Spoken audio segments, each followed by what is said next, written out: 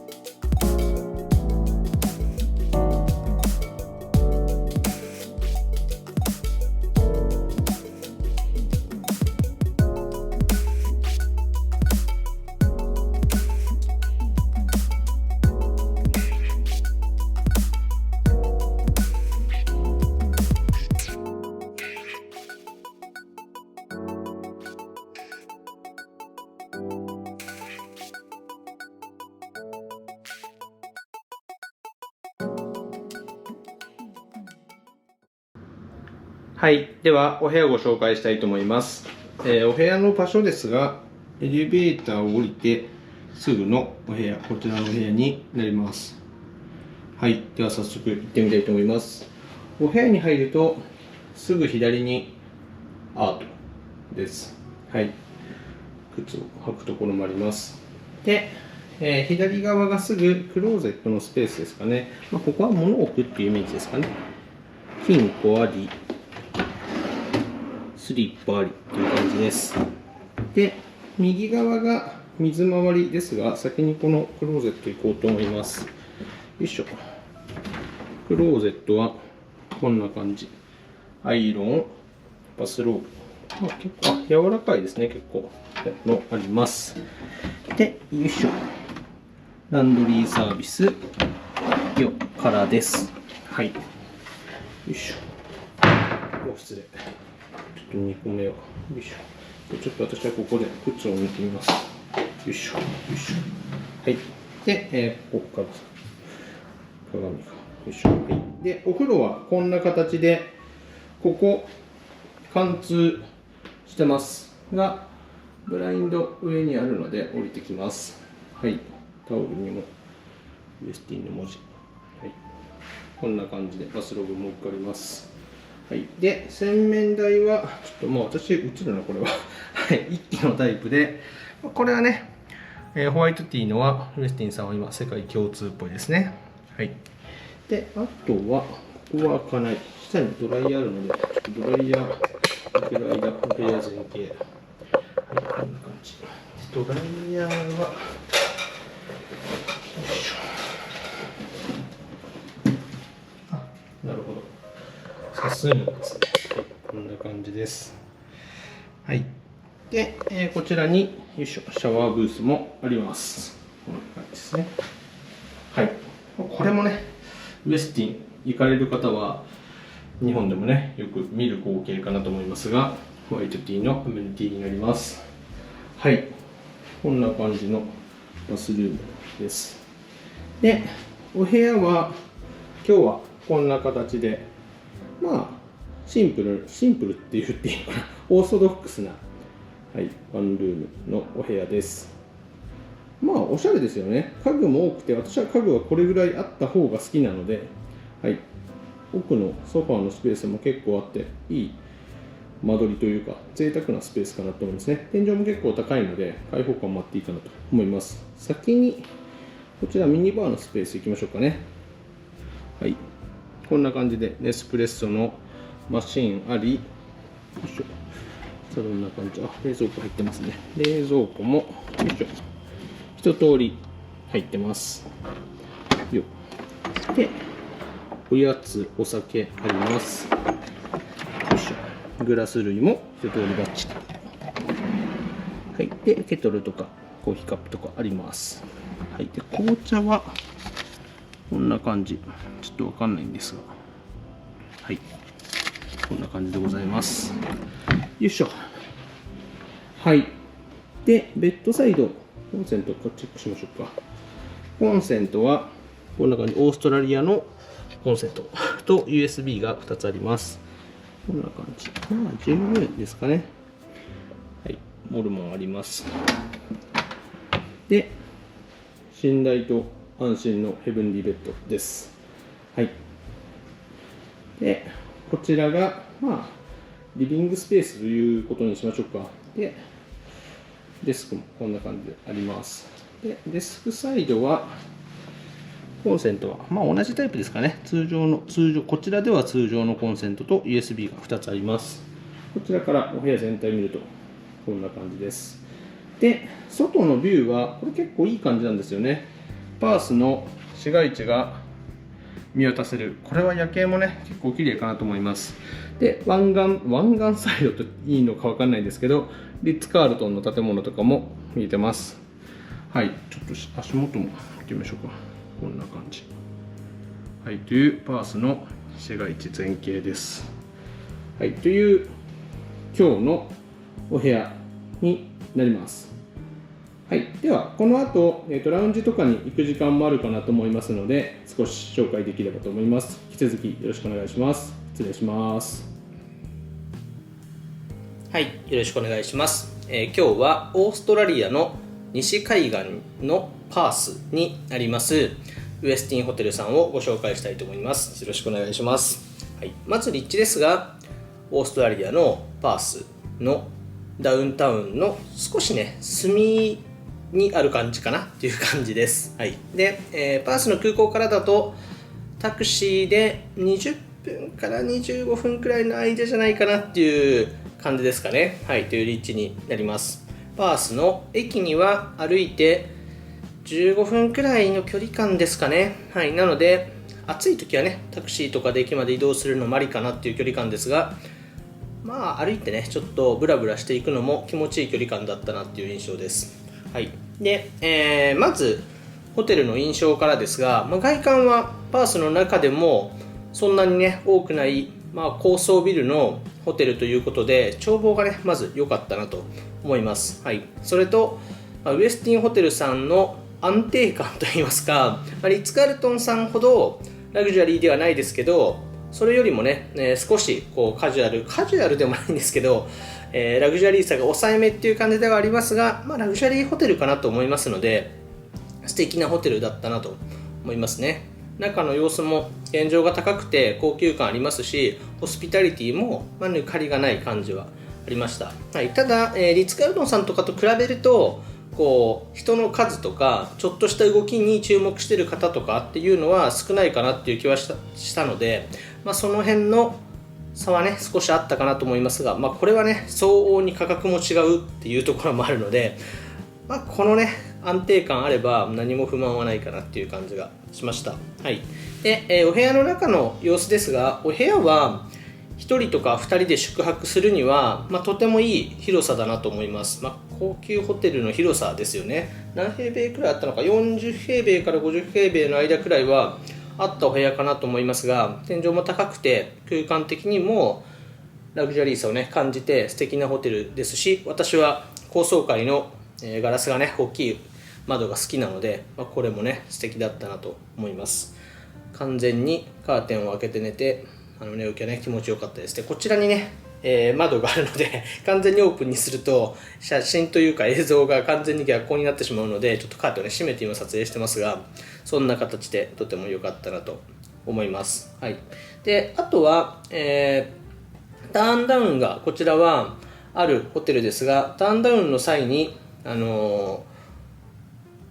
私、髭剃りをね注文することがホテルでは多いんですけど、持ってきていただいていて、ウエスティンさんで共有したんじゃなさそうなんですよね。日本にいるウエスティンさんの時に髭剃りあるんで頼むことはないので、パースに来てからリッツ・カールトンさんとかで頼んだのが共有されてるのかされてないのかよく分かんないんですけど、それだけピンポイントで持ってきてくれたので、これは何かね情報が共有されてたんじゃないかなと思いますが、そんな、なんかすごいなっていうところもあったり、あとは、パースは、スーパーとかで入り口とかにフルーツボックスみたいのがあって、子供がねそれをお母さんと一緒に行くときは取って食べながらスーパーをね歩いていいっていうお店のね子供が退屈しないようにするための計らいみたいのが文化としてあるっぽいんですけど、その多分せいというかそのおかげと言っていいのか分かんないんですけど、街中とかでカフェとかでフルーツをそのまま売ってるんですよ。でそれをかじりながらねコーヒーと食べながら歩いてる大人とかがいるんですけど、それに、なぞらいこんな感じで、このホテルのウェルカムスイーツにはドンとねリンゴがあってもうこれね多分パースだったら、カットを注文するって感じじゃなくてかじる感じだと私は勝手に思ってますけど、はい、そんな文化もちょっとね感じれて面白かったなっていう感じですかね。はい、あとお風呂の、シャワーですね。シャワーの性能が高かったような気がします。ナノバブルみたいな出るような霧状のちょっと強めのセッティングとかができて、これちょっといいわって感じしましたね。ティファとかでお家にもね頼みたい感じしましたけど、はい、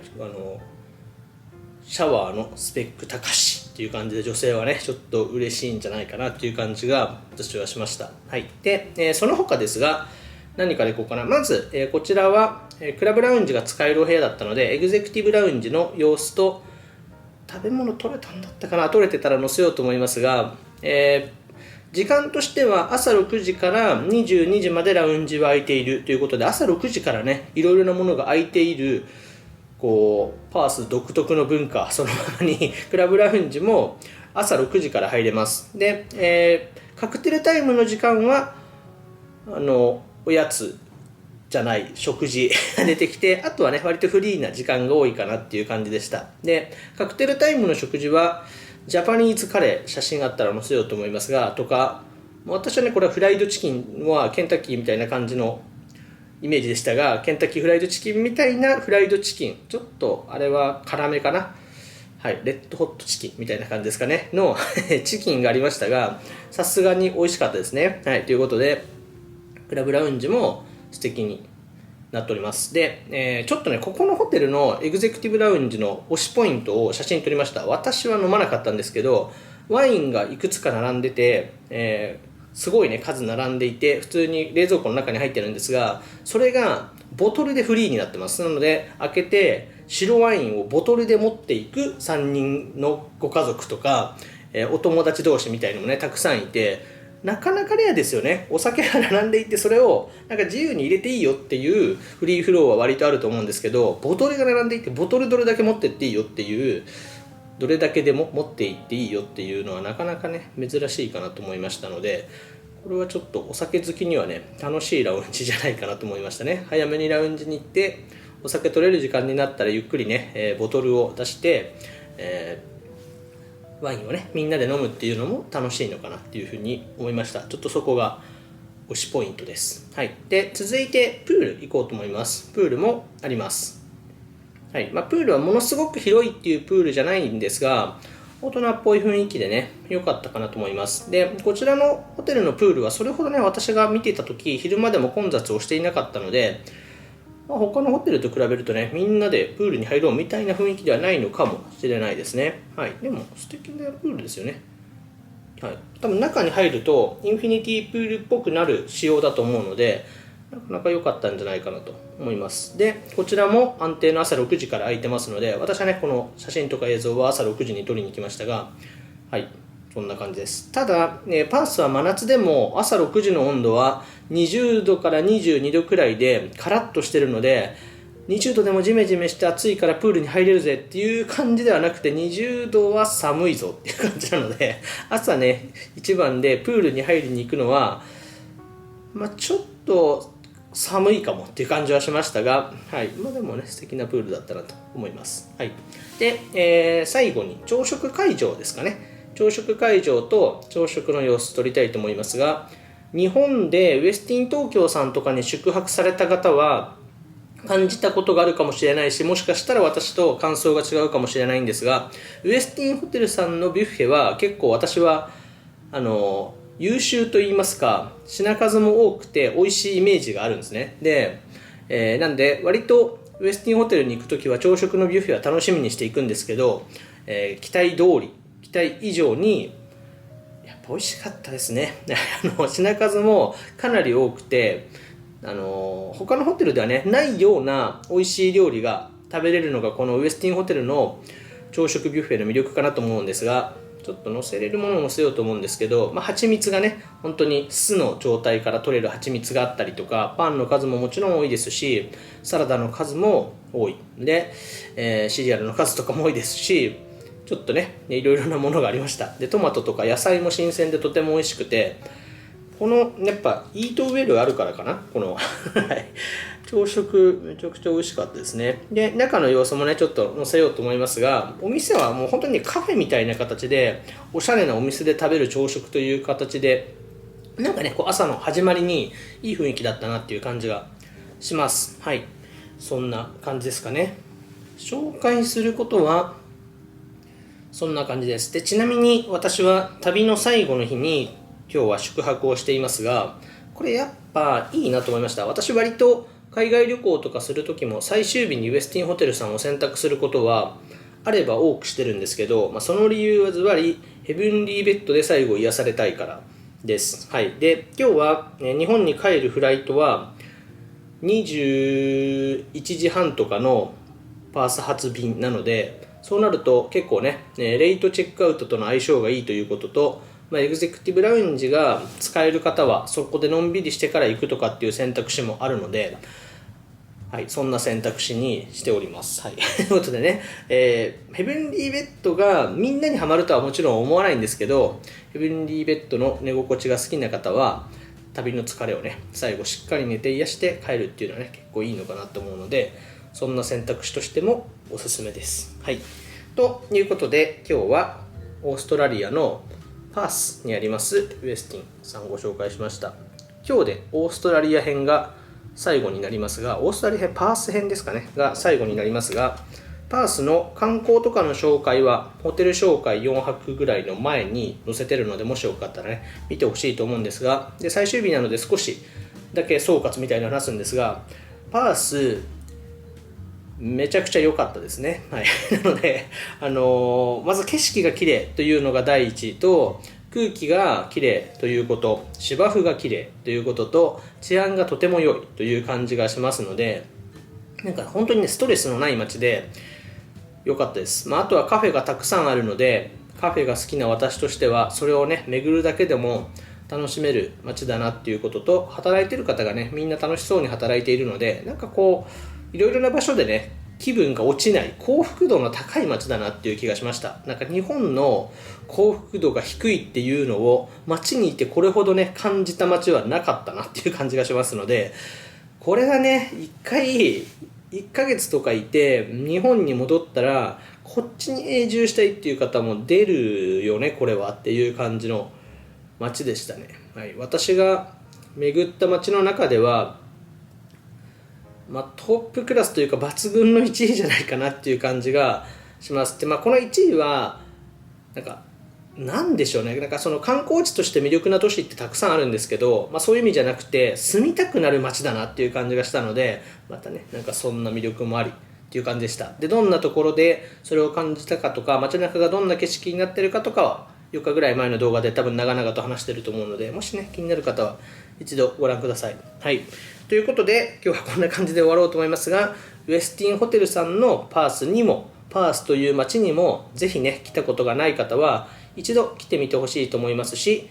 ちょっとね周りを観光した方がいいと思うので、パースの街だけだと結構コンパクトなので、3日か4日ぐらいね日程が取れるとちょっとやり残しも出てね満足度の高い旅になるんじゃないかなと思いますので、ご検討いただけたらと思います。では今日はこんな感じで終わろうと思います。ありがとうございます。失礼します。